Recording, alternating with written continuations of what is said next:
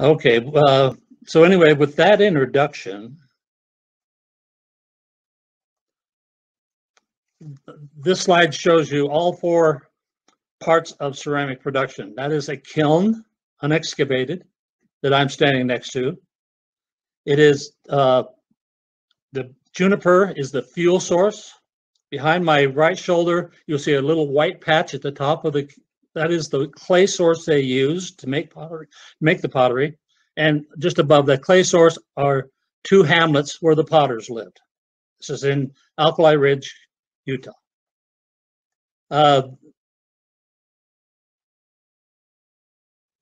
Sorry, go back that one slide. The title of the slide is, how'd they go from this feature, this kiln feature, to a black and white pot? This is a replica, of course. All the pots you'll see are replicas. Or these.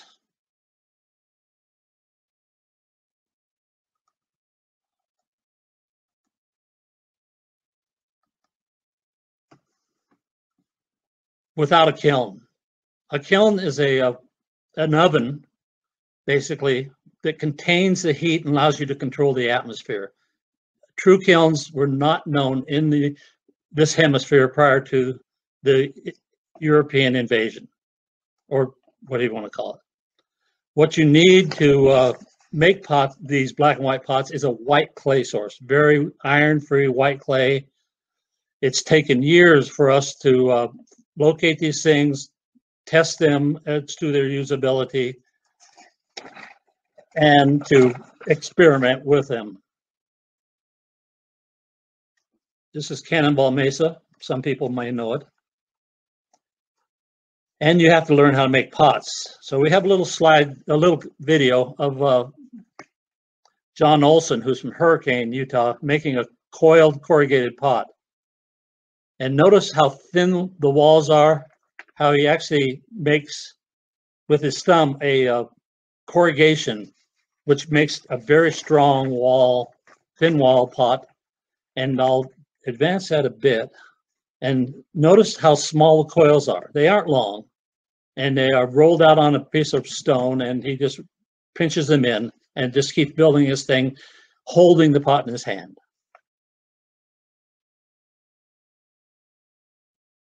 Now the same technique is used to make a painted pot. All you do is scrape off the indentations, and then you slip it and polish it, and then the next step is to paint it. Painted pots encode information, but we don't know what that information means. That information is lost to us. We have no way to say, oh, that design means this, that design means this. The first thing you need to do is dig a trench. Notice we use shovels. They didn't have shovels, but we aren't recreating, we're replicating.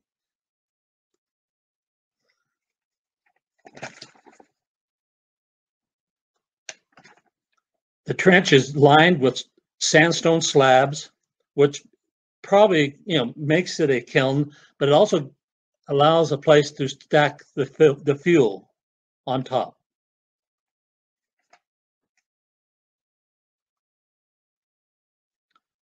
The next step is to create a warming fire, throwing some juniper in the kiln and have the pots sitting around the kiln, sometimes on slabs, sometimes on sherds, to preheat the pots. Now the pots have a fair amount of free water, so you have to go above the temperature where that water basically is driven out of the clay body, and that's about 300 degrees centigrade.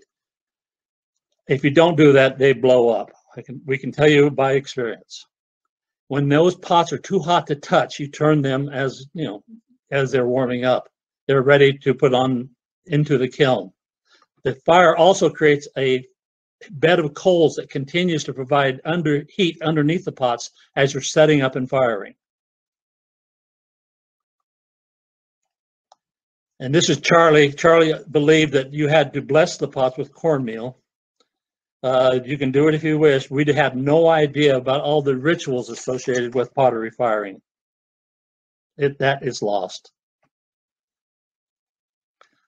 This is the kiln at Yellow Jacket. Notice the slabs. Those are sandstone slabs that are cold, that are put on top of the coals to buffer the pots from the live coals, because if you put the pots on live coals, they will blow up. Don't do that again. In the same kiln as it's loaded. Bowls are always inverted and jars are always upward, and it has to continue preheating for some time. The slower you go through these steps, the more likely you'll not blow up your pots.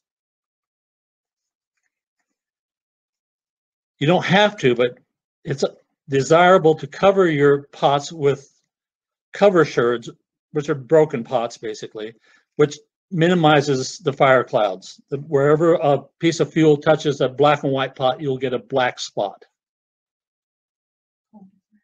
Yeah, these fire clouds are, the whole purpose is not to remove all fire clouds, but to minimize their being there. What is critical for this type of firing is the way you stack the fuel and the type of fuel. You cannot use pine, you cannot use juniper, you cannot use sagebrush, you have to use juniper. I mean, you have to use juniper, not pine, not sagebrush, not pinyon pine. It has to be juniper. The branches are easily broken off trees. You just break them off, and you don't have to chop anything. Remember, these people had stone axes, but they didn't spend a lot of time chopping things into logs. The cribbing is completed over the top of the pots, and it's an open cribbing, which allows for a very hot, quick fire. And the cribbing allows a very rapid heat rise and a strong updraft, because the air is pulled in at the bottom of the kiln and exits. It is a updraft reduction kiln without any walls for any potters out there. And it's always best to fire at night. Not only is it dramatic, but you can actually see the pots as they are firing until the whole thing collapses down. Because you will actually see the pots turn orange, because this thing gets hot fast. And that's what it looks like when it's full blown. It's like a torch going off. 10 meters away, and you still probably have to move further back. We have fired with pyrometers. This is a failure. If you notice the pyrometer chart on the left, it only hit 750, maybe 800 degrees centigrade, which is way too low. We're looking at a temperature of 9 to 950 degrees centigrade to me, a successful black on white firing, which is 1650 Fahrenheit. Hot as the back end of a jet engine.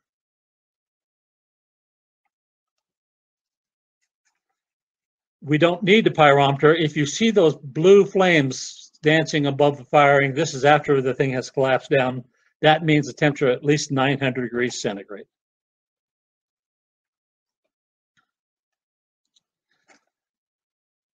The next morning, what you see is a kiln that took 45 minutes to fire, but it's still too hot to open up the next morning. I mean, sometimes it is so hot you cannot touch those pots after all night long. And what you do is wait a little longer, which is very hard to do, and you start removing the ash, and that's what it looks like after you fire the kiln. Everything is black or white or gray or charcoal, and those slabs are orange.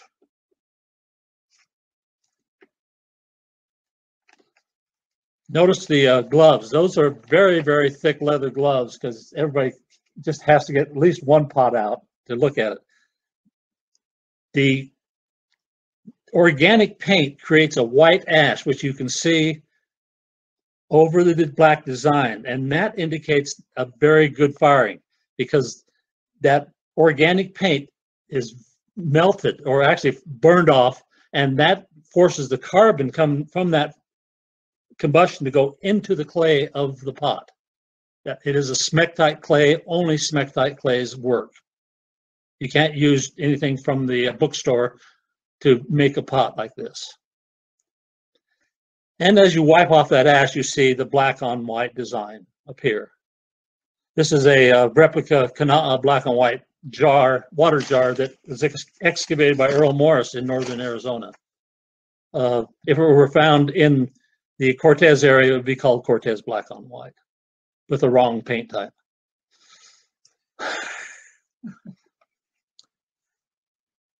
If you want to know where my pot is, it's down at the bottom.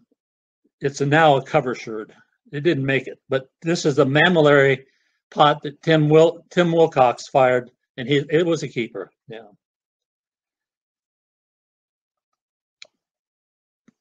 After every firing, we put up a table of the post-mortem so we can determine what we did right, what we did wrong, and what we could possibly do to make it better the next time.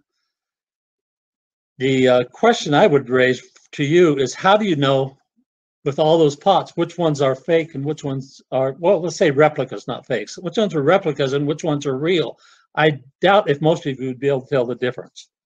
That's why I put this slide in. This is obviously fake. You know why? For two reasons.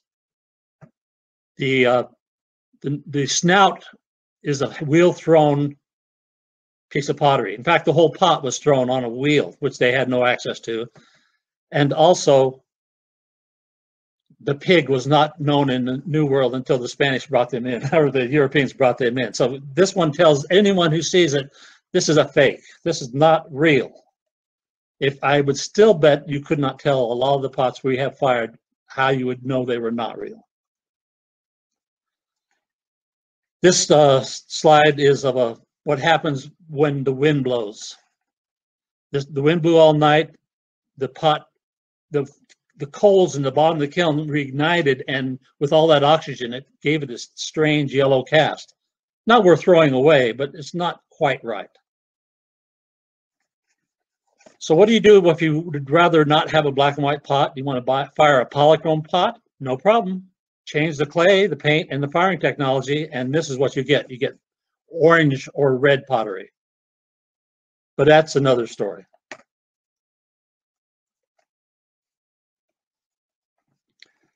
So to wind this up, we have burned up a forest of juniper wood and attracted potters, artists, students, and archaeologists to assist us. It was and continues to be a group effort. The Southwest Kiln Conference was not held last year, but will probably be held this next year. It travels across the Southwest, gathers clays, and attends the conferences. Thanks to everyone who was involved. You'll see Tim Wilcox here and various other people that have